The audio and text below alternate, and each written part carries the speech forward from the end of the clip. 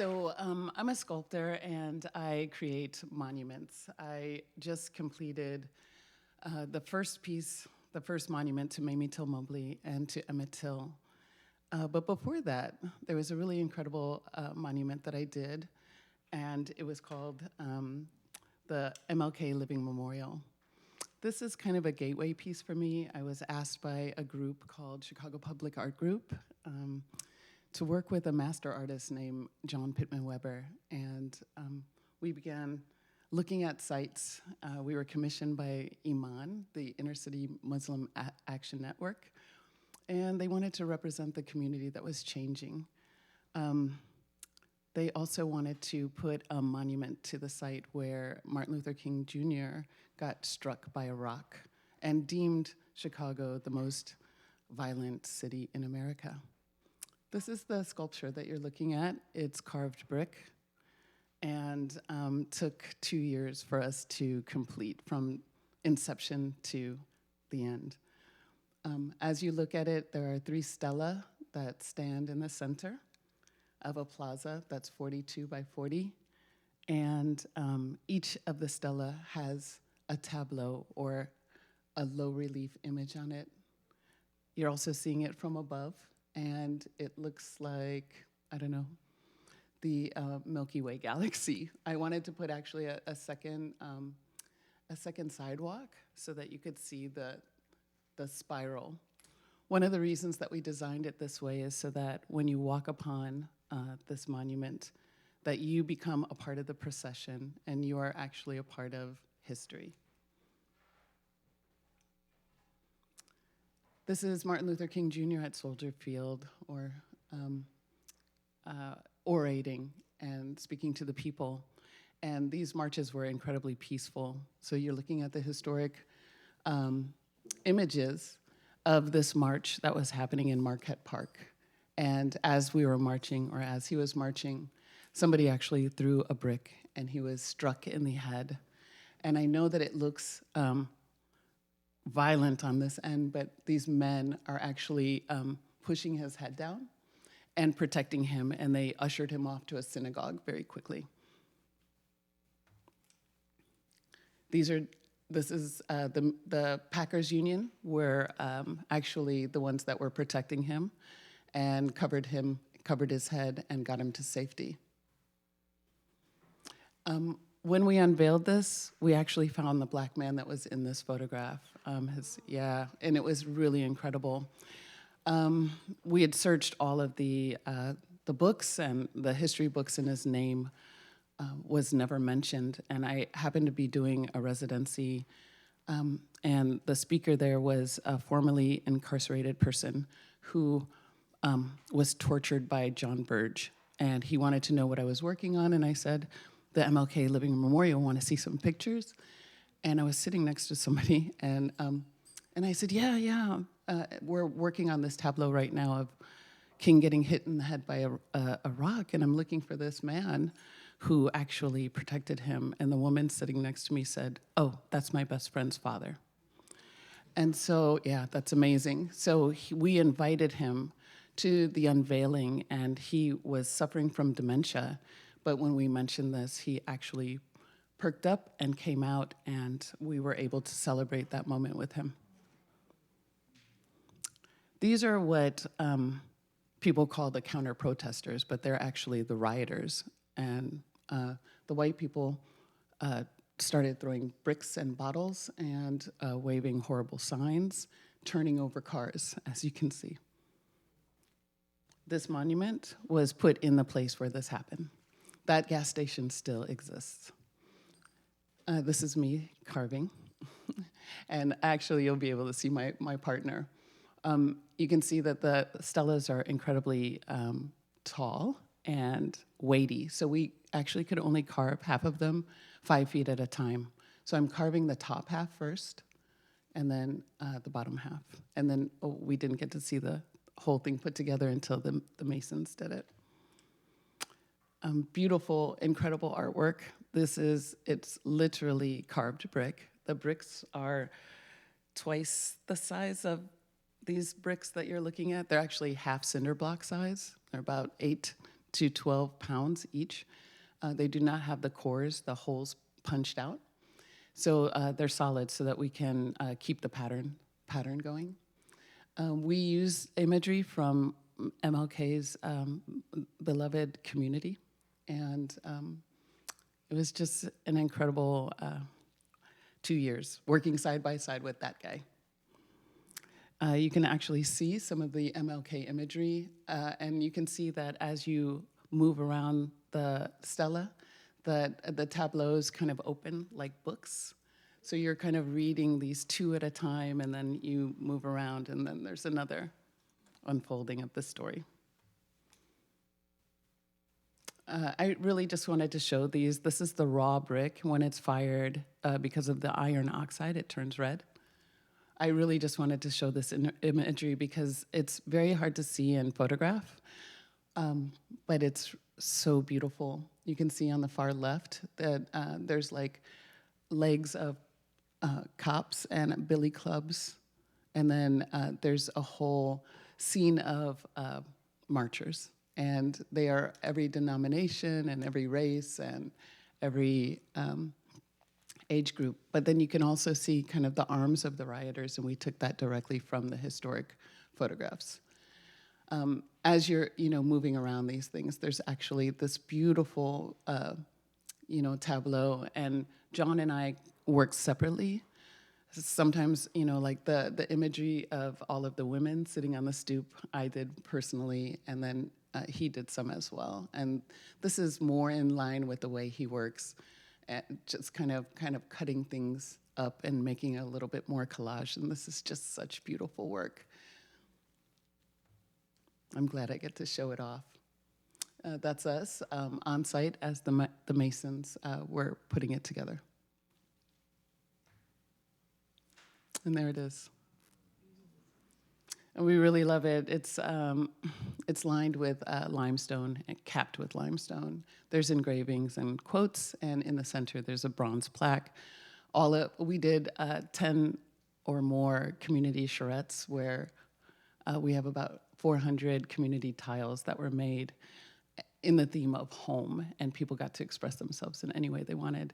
And so we had people come out from 3 years old with their parents to 93, and literally they just shoved their baby's hands in the clay. And so it's a really nice memory of this piece. And it was landscaped really beautifully with native plants. And then this is like, we're just about to get into some like really heavy subject matter. And this is the first tribute and monument to Mamie Till Mobley. It's long overdue, and to her son, Emmett Till. I was commissioned to do this. I was competing against my sculpture teacher, and we both wanted each other to do it. And my sculpture teacher, with his beautiful heart, said that it was time for him to pass the baton to the younger generation, and also he wanted a woman to represent her. I'm also a teacher and also a community builder, activist. And so Mamie Till is this beautiful creature that, I don't know how she did it, had the grace and the wisdom to put her son on display and showed this horrifying lynching that happened for no reason at all. So I was under a lot of pressure to represent her fully, and in her beauty too. I mean, she was absolutely cherubic, as well as her son. And so I decided to put her walking from a podium because she was a teacher, and she was also this person who sparked the civil rights movement. It was because of the death of her son that we started that. And so she was immaculate in many ways, and I was really meditating and praying every day that I represented her in the highest way. These are some incredible historic photos, and of course she doesn't exist on this planet anymore, so that's pretty much the only thing that I had to go by. I looked at several images of her and her face when she was in mourning, when she was, as she grew old, before she had Emmett, and that's how I created her. I was also in talks with her family. She is survived by nieces and aunts. And the outfit that you're looking at is what I sculpted. It's just beautiful, that pleated skirt. And before doing this, before being commissioned for the sculpture, I actually lost 3 members of my family very quickly within 1 month, this month. And one of the people that left, my brother left first, and then my dad couldn't live without him, and so my brother died on Mother's Day, and then my father on Father's Day. And then my grandmother, actually, who was 98, died. And the reason that I'm bringing this up is because she was a seamstress, and I really had to channel her in order to do the clothing on Mamie Till. I really just asked for her guidance, just to put all those pleats in the right place. And there she is.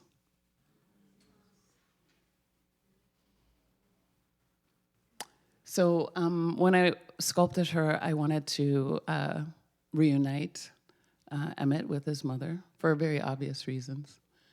And so I decided to tell the Emmett Till story, to reunite them through the podium, using the podium as a surrogate for Emmett. So the podium tells the story of Emmett Till. On the front, it is the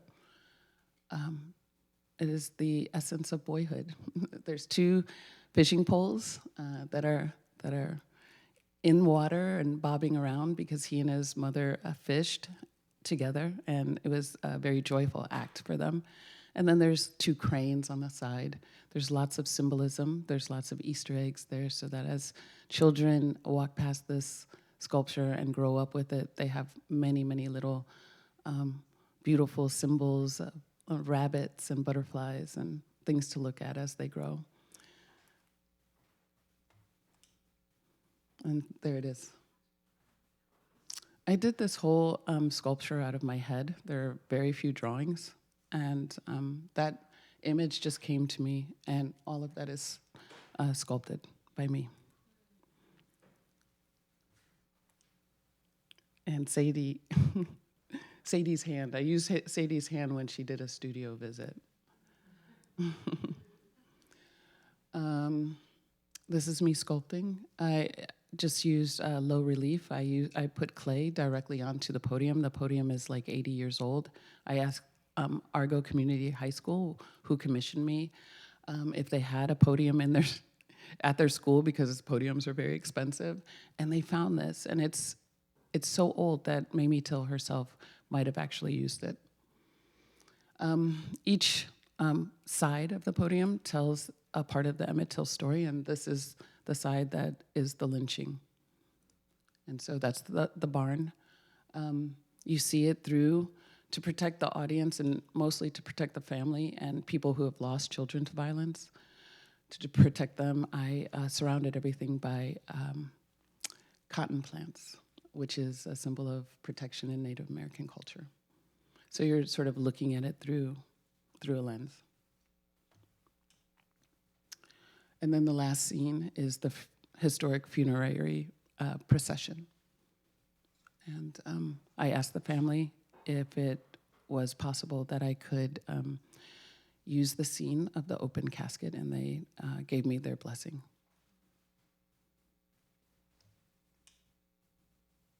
I love this because everybody asked me about Mamie Till's skirt and how it kind of fans out, and there's so much movement. And as I'm walking through ACA, which is quickly becoming the blueprint for all of our dreams, I see this gorgeous plant. And, this palm is the source of like all of the artwork that I'm doing right now, but also it is exactly the way I created Mamie Till's skirt. That form is just so beautiful. And as you look around the edge of Mamie Till's skirt, you'll see birds, butterflies, and and plant life. And so I work with mothers who have lost children to violence, and I ask them to contribute. So there's a representation. Each one of those birds, butterflies, or flowers represents somebody who was killed. I just felt like Mamie would love that. So when I do monuments and memorials, they are very engaged through my work in the community.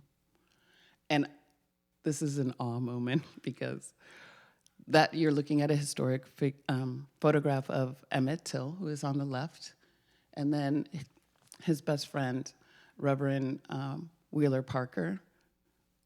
And then there's a little baby on the handlebars, and that guy in the center is the baby. I know, and he came to the unveiling, which is so incredible. I mean, like, I just can't believe my life. And then that's the portrait of Emmett that I used. It's not the high contrast portrait that we have seen so many times and that people have told so many lies around. I really wanted everybody to be confronted with his innocence and his youth. This is the beautiful campus, and there she is.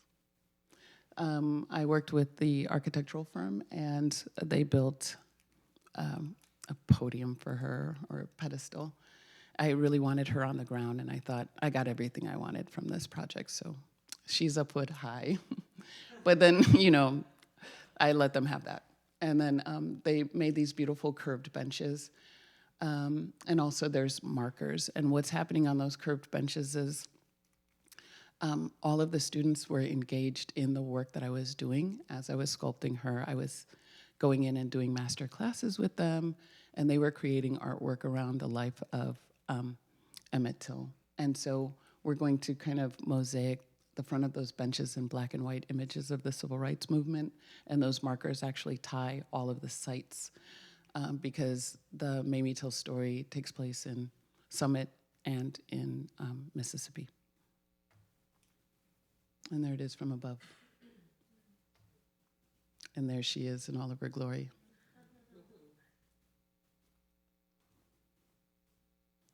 And so I also do other work, and this is what I'm working on right now.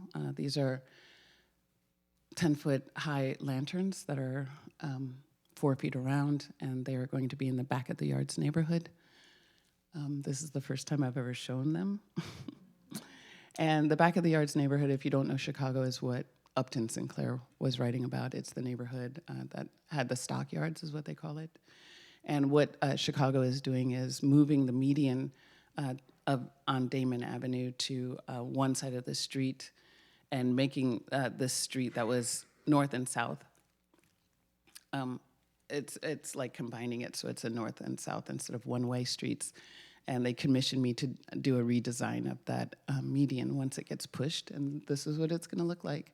So they wanted that serpentine sidewalk, and I did these little bump outs, and I'm gonna be working with the community to tell stories in mosaic on the semicircular seating that's there through basket weave and textiles, indigenous textiles, and then the lanterns will be in the center, so it'll be like the home and hearth. And then I work with the Mother's Healing Circle in 2020. I was actually working with these women when my family died, and I had been placed in this community as somebody that's very sensitive and that would care for them in the right way, to work with women that had lost children very violently. Their last vision of their child was in a public space. And so I lost my family while I was doing a very big project with them, and decided that I couldn't kind of live without them. So I started the Mother's Healing Circle in January 2020. So we do a lot of legacy projects together. We honor their children through the arts, and then I also try to stabilize their central nervous system as well, ground them through sonic vibrations, through meditations, and through things like quilting. And so they made all of these quilts. And I had this bright idea that all of the flagpoles across from where we do all of this work, that the quilt should be flown there, you know? And so SAIC Home and Square was very supportive of my dream, and they printed, I digitally shot all of the quilts, they printed them for me and created a beautiful book, and we hung these gorgeous flags. And I don't even know if I put a picture of it, but I do have a video. So now we can use the acoustics.